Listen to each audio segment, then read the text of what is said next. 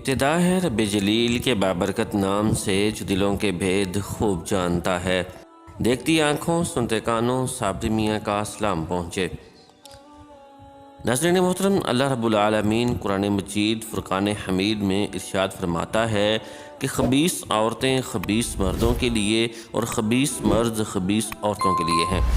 قرآن مقدس کی اس آیت کریمہ میں جن خبیث عورتوں کا ذکر کیا گیا ہے ان میں سر فہرست ایک جمیل بنت حرب بن امیہ بن عبد شمس بھی تھی۔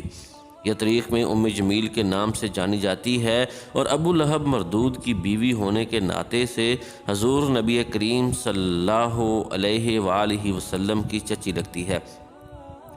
جہاں ابو لہب حضور صلی اللہ علیہ وآلہ وسلم کی عداوت میں بہت آگے نکل گیا تھا، وہیں اس کی بیوی پیغمبر خدا صلی اللہ علیہ وآلہ وسلم کو ایذا رسانی پہنچانے میں ابو لہب کے ہر عمل میں اس کی معاون و مددگار ہوتی تھی۔ حقیقت میں یہ ایسی نیچ اور ذہنیت کی مالک تھی کہ اسلام دشمنی میں تمام مشرکین خواتین کو بھی پیچھے چھوڑ چکی تھی۔ اس نے نہ صرف حقائق کو مسخ کرنے اور فتنہ انگیزی پھیلانے کے منصوبے بنائے بلکہ عملاً ان منصوبوں کی کامیابی کے لیے کوششیں بھی کرتی رہی۔ حضور نبی کریم صلی اللہ علیہ وآلہ وسلم کی چچی ہونے کی حیثیت سے اکثر و بیشتر اس کا سامنا حضور صلی اللہ علیہ وآلہ وسلم سے ہو جایا کرتا تھا، اور جب کبھی اس خبیث عورت کی حضور صلی اللہ علیہ وآلہ وسلم سے ملاقات ہوتی تو یہ آپ کو فقر و فاقہ کا طعنہ دیتی اور کبھی کبھار نرینہ اولاد زندہ نہ بچنے کا طعنہ بھی دیتی تھی۔ رسول اللہ صلی اللہ علیہ وآلہ وسلم جب اس کی باتیں سنتے تو ان کی طرف توجہ نہ دیا کرتے بلکہ ان سے اعراض فرماتے تھے۔ ام جمیل کو حضور صلی اللہ علیہ وآلہ وسلم کی اس عادت سے سخت نفرت تھی، کیونکہ وہ تو باتیں ہی اس لیے بناتی تھی کہ حضور صلی اللہ علیہ وآلہ وسلم اس کو جواب دیں، مگر جب پیغمبر صلی اللہ علیہ وآلہ وسلم اس کی باتوں سے اعراض فرماتے تو اسے بہت غصہ آتا، جس کی وجہ سے وہ آپ صلی اللہ علیہ وآلہ وسلم کو ایذا رسانی پہنچانے کے نت نئے طریقے آزماتی۔ انہی میں سے ایک طریقہ جو اس نے ایجاد کیا وہ حضور صلی اللہ علیہ وآلہ وسلم کے راستے میں کانٹے بچھانے کا ہے، جس کا ذکر اللہ رب العالمین قرآن مقدسہ کی سورہ لہب میں فرماتا ہے۔ بظاہر ام جمیل کی حضور نبی کریم صلی اللہ علیہ وآلہ وسلم کے ساتھ عداوت کی بہت سی وجوہات ہو سکتی ہیں، جن میں سے سر فہرست تاج نبوت بھی ہے۔ یہ شاید حضور صلی اللہ علیہ وآلہ وسلم کی برادری بنی ہاشم اور ام جمیل کی برادری ام بنی امیہ کے درمیان قریش میں سیادت و قیادت کے سلسلے میں چپکش بھی عداوت کی وجہ ہو سکتی ہے، یا یہ کہ رشتہ داری کی وجہ سے دل میں حسد و کینہ اور نیچا دکھانے کی وجہ سے عداوت ہو۔ لیکن جو بھی ہو، یہ خبیث عورت زہریلے سام کی مانند حضور نبی کریم صلی اللہ علیہ وآلہ وسلم کے راستے میں ہر طرف اپنا زہر پھیلاتی تھی اور علی اعلان نبی کریم صلی اللہ علیہ وآلہ وسلم سے عداوت قائم کیے ہوئے تھی۔ یہ بہت جری، بیہودہ اور زبان دراز خاتون تھی اور اپنے ارد گرد کے لوگوں پر بڑا اثر و رسوخ رکھتی تھی، اور بظاہر ابو لہب خود بھی اس کے سامنے بے بس نظر آتا تھا۔ یہی وجہ ہے کہ جب مشرکین کی مجلس شورا نے یہ فیصلہ کیا کہ حضور صلی اللہ علیہ وآلہ وسلم کو معاذ اللہ جادوگر مشہور کر دیا جائے تو ام جمیل اس سے بہت خوش ہوئی اور ابو لہب سے کہنے لگی، لوگوں میں یہ اعلان تم کرو گے۔ چنانچہ رسول اللہ صلی اللہ علیہ وآلہ وسلم کی یہ عادت مبارکہ تھی کہ آپ حج کے موقع پر باہر سے آنے والے لوگوں کے ساتھ ساتھ رہتے تھے اور بازار عکاظ، بازار مجنہ اور بازار ذی المجاز میں بھی تشریف لے جاتے تھے، جہاں لوگوں کو دین کی دعوت فرمایا کرتے تھے۔ ان سب جگہوں پر ابو لہب آپ صلی اللہ علیہ وآلہ وسلم کے پیچھے پیچھے ہوتا اور یہ اعلان کرتے جاتا تھا، یعنی تم لوگ اس کی اتباع نہ کرو، یہ جھوٹا صابی ہے، معاذ اللہ، یعنی اپنے آباء و اجداد کے دین کا باغی ہے۔ ام جمیل اپنے شوہر ابو لہب کی اس طرز عمل پر بہت خوش ہوتی اور یہ سوچتی کہ اس کا شوہر کفر کی خدمت میں ہمیشہ سب سے آگے ہی رہتا ہے۔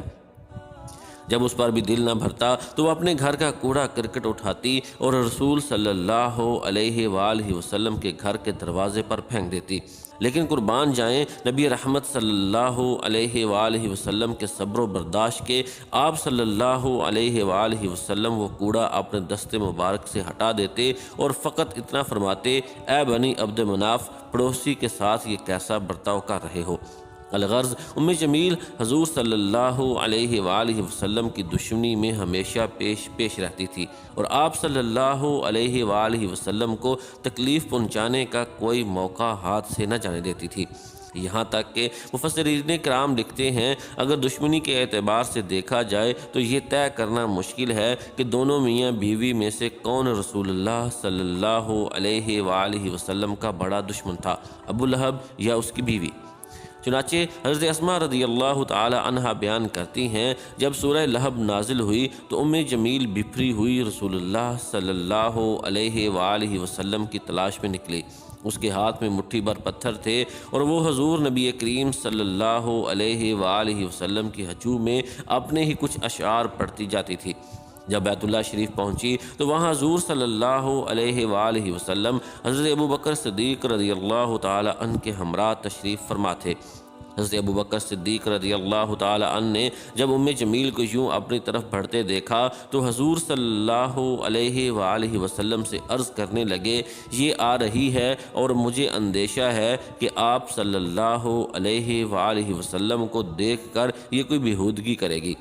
حضور صلی اللہ علیہ وآلہ وسلم نے فرمایا، یہ مجھ کو نہیں دیکھ سکے گی۔ چنانچہ ایسا ہی ہوا، جب ام جمیل آپ صلی اللہ علیہ وآلہ وسلم کے پاس پہنچی تو حضور صلی اللہ علیہ وآلہ وسلم وہاں تشریف فرما ہوتے ہوئے بھی آپ صلی اللہ علیہ وآلہ وسلم کو وہ نہ دیکھ سکی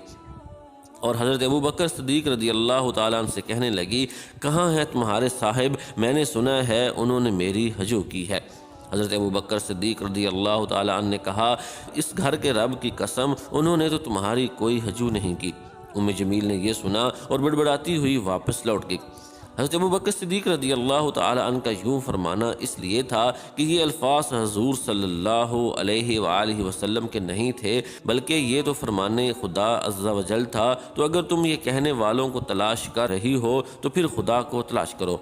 مفسرین کرام میں سے حضرت عبداللہ ابن عباس رضی اللہ تعالی عنہ، ابن زید، ضحاک وغیرہ کا کہنا ہے کہ یہ خبیث عورت راتوں کو کانٹے دار جھاڑیاں لا کر حضور صلی اللہ علیہ وآلہ وسلم کے راستے میں بچھایا کرتی تھی، جبکہ حضرت قتادہ، اکرمہ، حسن بصری، مجاہد اور حضرت سفیان ثوری رضی اللہ تعالی عنہم وغیرہ کا کہنا ہے وہ کانٹے لا کر نہیں بچاتی تھی، بلکہ یہ الفاظ بطور محاورہ استعمال ہوئے ہیں، کیونکہ عرب میں ایسے شخص کو جو ادھر کی بات ادھر لگا کر فساد کی آگ بھڑکانے کی کوشش کرتا ہے اسے لکڑیاں ڈھونے والا کہتے ہیں، اور ابو لہب کی بیوی کا تو کام ہی یہی تھا۔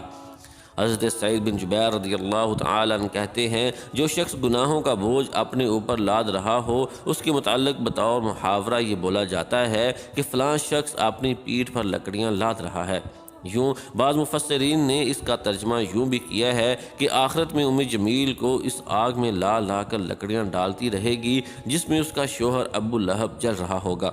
منقول ہے کہ ایک دن ام جمیل کھجور کی چھال کی رسی سے کانٹوں کا گٹھا باندھے رسی گلے میں لٹکائے لا رہی تھی۔ ایک جگہ وہ کچھ دیر آرام کے لیے رکی تو اللہ عز و جل کے حکم سے ایک فرشتے نے اس کا گٹھا پیچھے کی طرف کھینچ لیا۔ یوں اس گستاخ و خبیث نے نہ صرف دنیا میں عذاب کا مزہ چکھا بلکہ آخرت کے مستقل عذاب کی بھی حقدار ہو گئی۔